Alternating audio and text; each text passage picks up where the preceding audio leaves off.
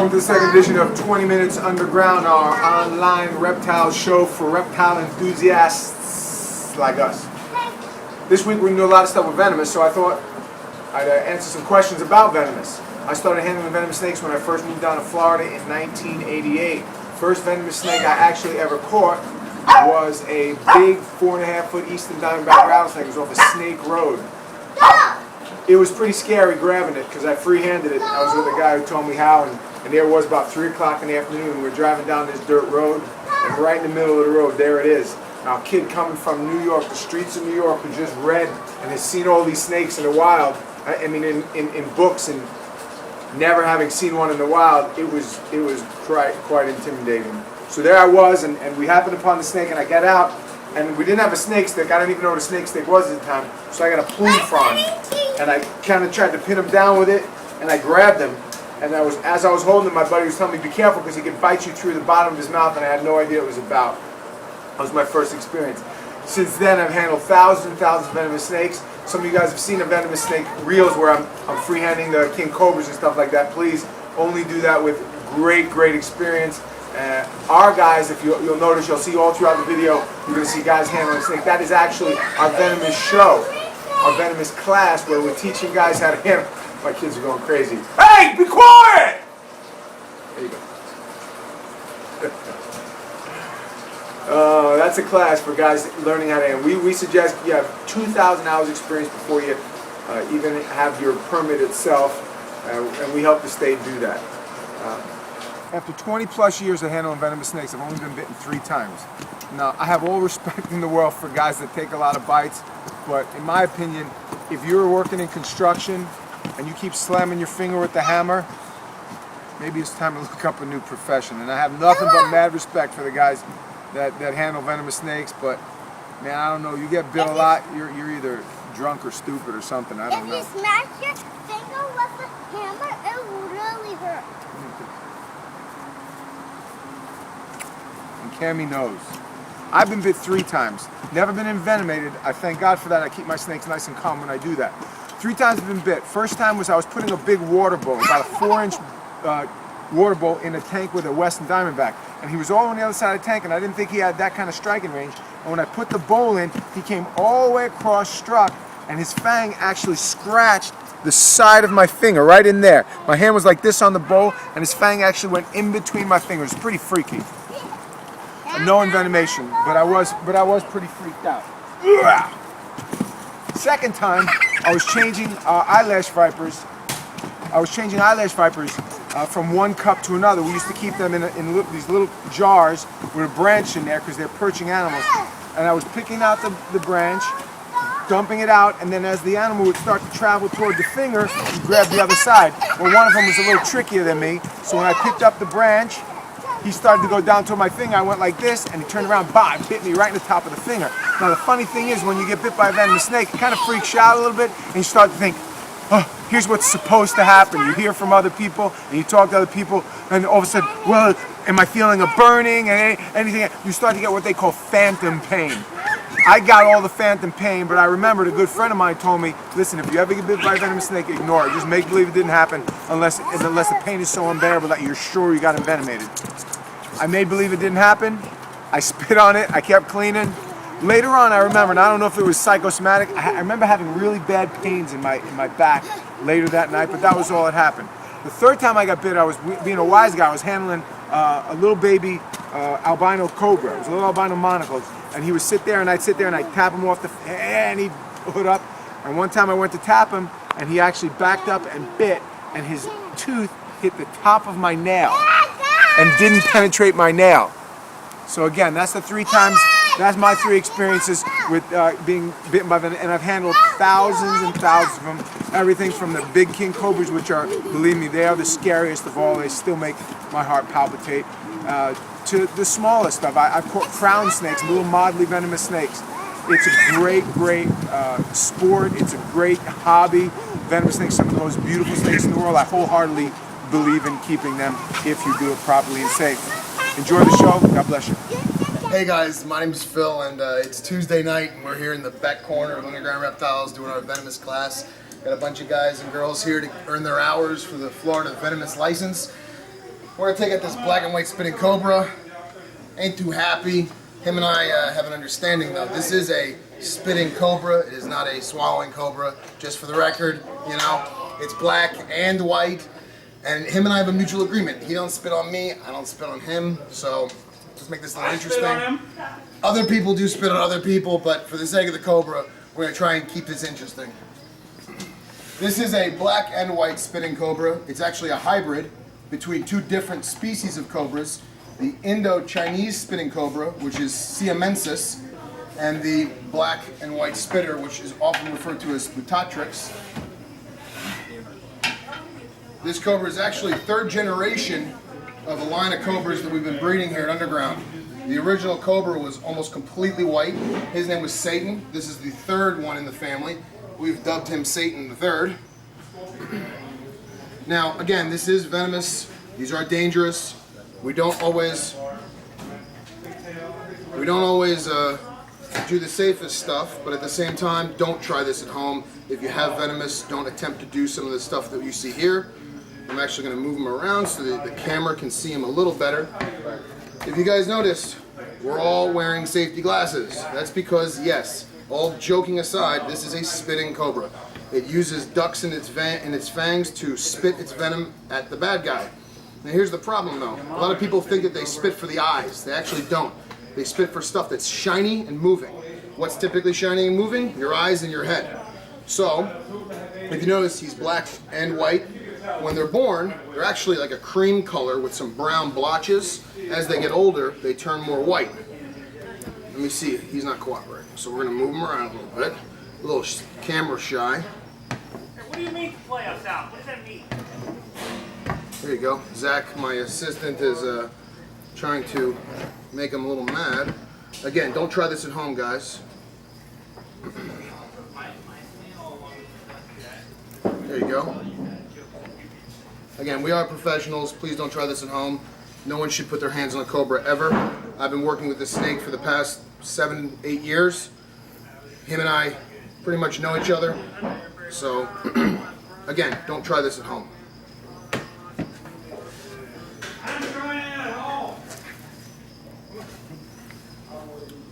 Alright, and now, Zach, you can take the lid off, Zach, for me.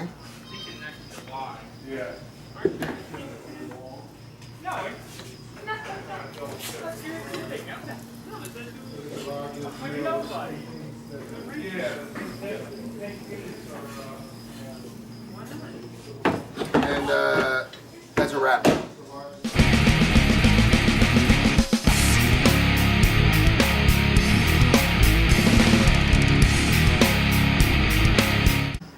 Hey guys, Ryan B here, and I thought it'd be kind of fun to introduce you to some of the staff here at Underground Reptiles. That way you can get to know us a little bit better.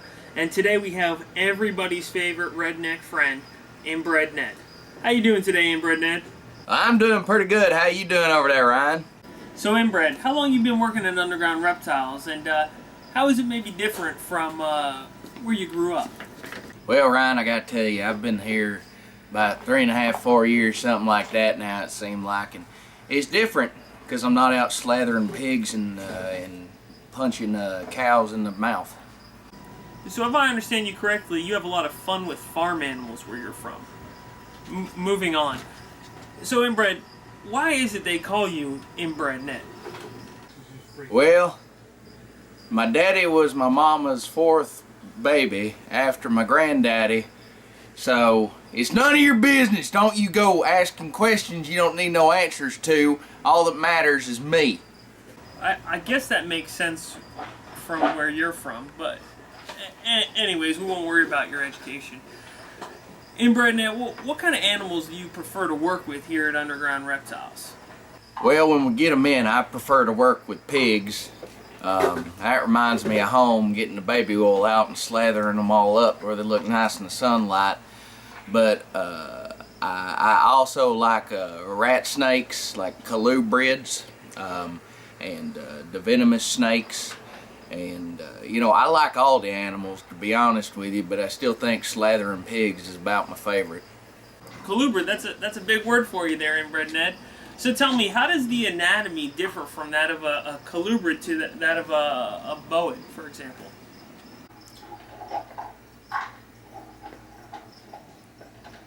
Don't try and confuse me. I just leave me alone. Well, In-Bred Ned, I apologize for getting you angry there. As far as your work here at Underground Reptiles, how does it compare to some of the things that you used to do before? I mean, do you like working here? Who are some of your favorite people? Well, I like Underground Reptiles because they pay me in the highest quality white lightning, and they give me lots of outhouse tokens, so I'm able to get in and out as I need to after drinking said white lightning.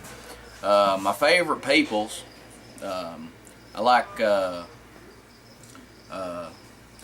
about everybody, but I tell you who I don't like is Ryan Borkin asking me all these scientific questions that I don't much appreciate, because he's trying to make me look stupid on national internets, and I don't appreciate that sort of thing. Colubrid, what does that even mean? Well, I appreciate you taking the time to answer some questions for us. Hopefully the people back home or on the internet, as you say, internets, I'm sorry. Hopefully those people learned a little bit more about you, and hopefully they like what they see. You are a pretty popular guy here. We do get phone calls asking for you. I think it's your charming personality, quite frankly, and I meant no disrespect by that. Thank you again, Mr. Ned, for joining us on this interview, and we wish you all the best here at Underground Reptiles. Well, I appreciate the professionalism with which you have conducted this interview, Ryan, but now I need to get an advance on them outhouse tokens. I done ran out after trying some of that spicy taco last night, so I need to get going. I need them outhouse tokens. Thank you.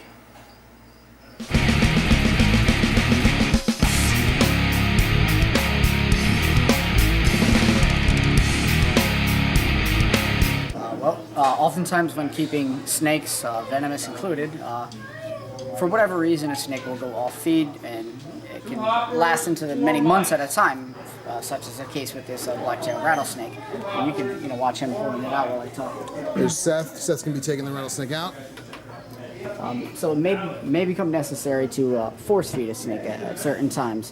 What we're doing here, we are force feeding it, but just keep in mind that these videos we do, they're entertainment for the most part. So you guys can see kind of what goes on behind the scenes here.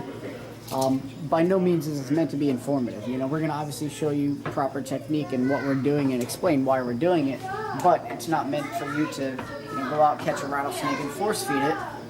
We try to avoid this at all costs. It's kind of a last resort thing. We got the snake in probably about a year ago, and it didn't eat for the first several months. It's been doing a lot better the past couple of months, but it's still necessary to force feed it. So we'll just go ahead and what you're going to notice is I'm going to be using the rubber end of the hook, the grip of the hook. It's got good grip on it to pin the head, if you will, but very gently. It's rubber, so it's not a solid metal that's going to hurt the snake. So what we're going to do is we're going to try to get it behind the head and then use the other hand to grasp it.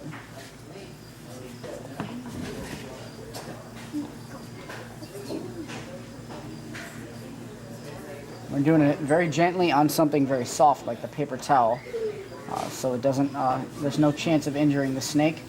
If you see, I've got my fingers in a triangle grip where I've got the two fingers, one on each side of the neck and then the finger on top. You never want to have your fingers below the snake's mouth because it's highly possible, especially in a pit viper like this, for them to bite through their bottom jaw. And if your fingers are below there, they can envenomate you through their bottom lip.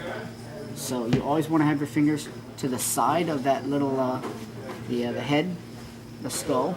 And then right there, it's a good grip so where you're not going to injure the snake, but also it keeps your fingers safe. If you guys notice, Seth here is actually holding the back end of the snake. This is for two reasons. One, if Zach has to, for some reason, abort his grip, Seth can still maintain control of the snake by holding it by the tail.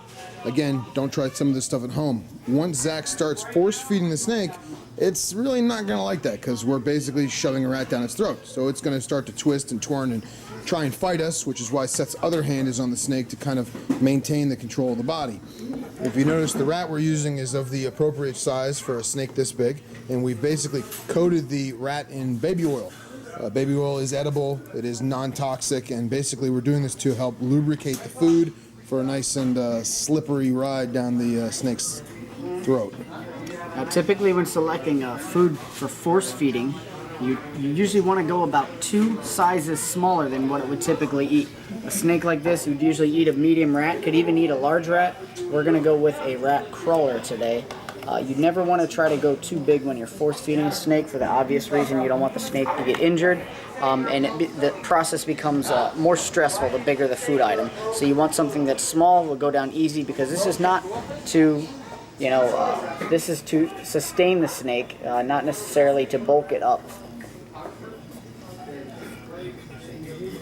Hold closer. All right. Yeah, slip away. Good. So what we're trying to do is we're going to get the rat positioned in the snake's mouth at least first, before we even try to get it down his throat. You'll also notice that the way that we're doing this is the least stressful for the snake. It's the least amount of pain for the snake. We're not doing anything painful. We're not forcing it down his throat. We're simply aiding it in going down his throat. Notice Fernando's going to start holding the rat by the tail, and we're going to let gravity do its work, and Zach's going to use an implement to basically kind of help it go down. You can see the snake does that chewing motion. Zach's also going to use his other hand to loosen up those belly scales around the neck, so that way it can easily stretch and easily go down the snake's throat. Notice those pit viper retractable fangs that are coming out of the sheaths. See the yellow in that? That's all venom that's being, excreted from the ducts. It's basically going to help them go down. A lot of people think that we're hurting the snake because their eyes get squinty and their mouth opens up wide. All this is normal stuff for feeding of a snake, whether it was eating on its own or being aided by humans.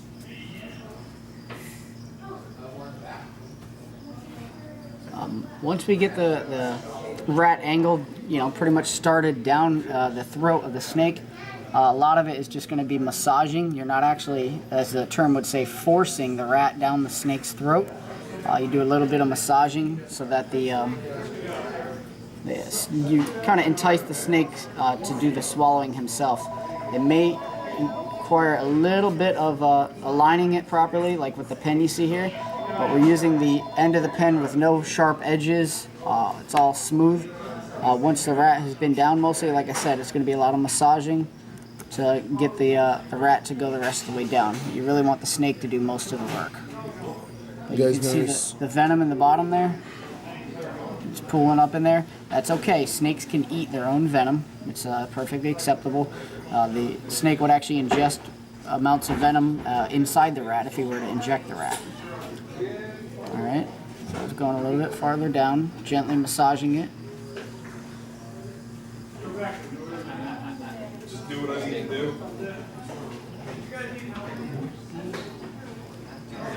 And you feel it going down now. It's pretty much all the way down, about a third to a halfway down the body. And we're going to prepare to let the snake go. Zach's going to move all the implements out of the way. Seth's grabbed the hook just in case. I've backed up. Zach's going to back up. Basically, Zach's going to give a count of 3 where he's going to place the snake on the table and then immediately just push off, leaving the snake be on the table. The most important thing is make sure everybody around you is aware that you're about to let the snake go and is ready. Everybody's good? Yep, 1, 2, 3. Now, Seth actually has the hardest part of this job. Seth now has to put the snake back so gently and easily so as not to disturb it. A snake that just ate a meal like that can feel very uneasy in the stomach. It's almost like you eating a whole pizza pie in 8 seconds. So they're very prone to regurgitation and irritability. So we very calmly put the snake back in his house. And that's about it. So thank you, Seth and Fernando and Zach, for this wonderful experience.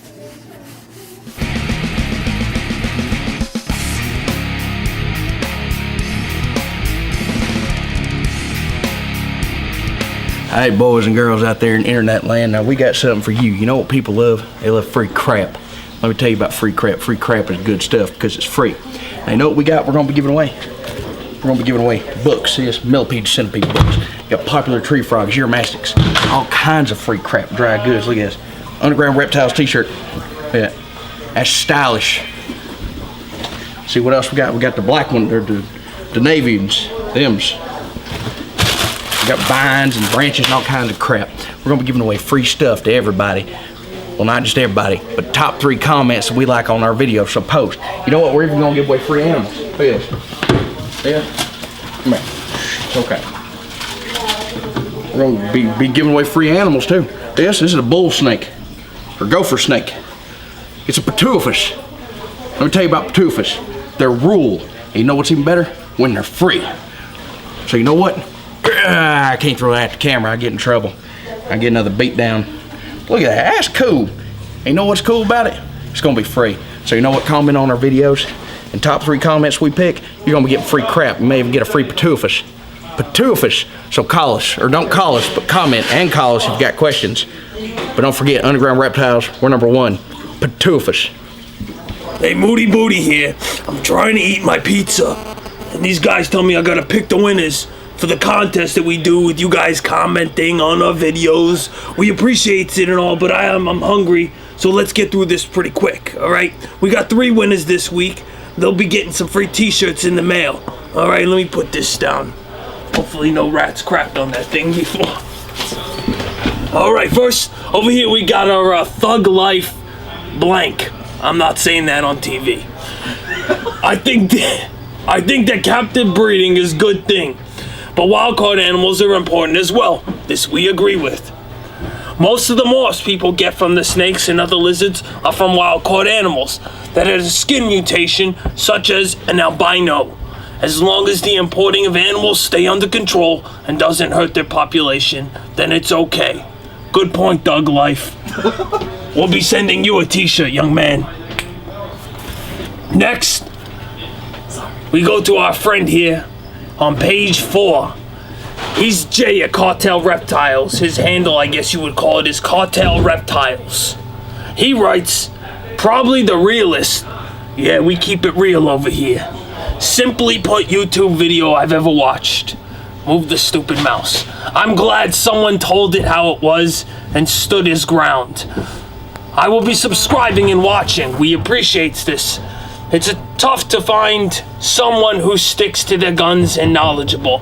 As for the captive versus wild bred subject, guys, forgive me for my poor reading skills. To me, it's either or. Like you said, they all start in the wild. Some of the newest, most incredible animals come straight off the boat. I did not come off the boat, but animals do sometimes. Finally, that albino is gorgeous. I have a black and white and love it. We got black and whites too. We love them. We love your comment. You're getting a free t-shirt this week. Finally, we go to page 1. Page 1 has a long comment. It's actually 2 parts from my friend Mr. Nerodia. Mr. Nerodia writes, in my opinion, wild caught is okay if you're capturing an invasive species, i.e., that means, for example, kids, brown anoles or curly tail lizards in South Florida. It's also okay if it is done sustainably, meaning you can only export a certain number of species per year. That's called a quota, friends. For those people who make a living selling wild caught animals, why don't you farm the animals instead? If people want to keep wild caught reptiles, then it's their obligation to breed those animals. The day will probably come when you won't be able to import wild animals. That's terrible. Now we go on to part 2. Continued. It makes much more sense to breed the animals we like in captivity and only occasionally import specimens to keep up genetic diversity.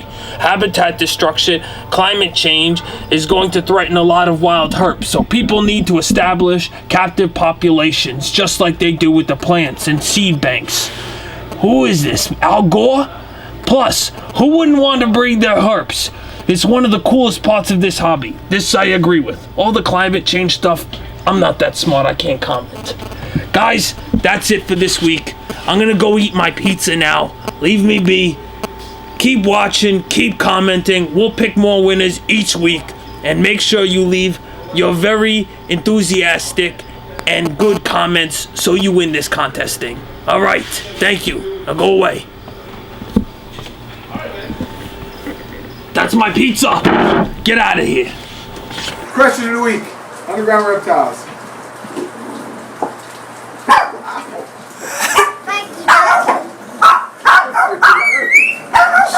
Underground question of the week. What is your opinion on cold versus hot mouth? What's your opinion on venomoid snakes?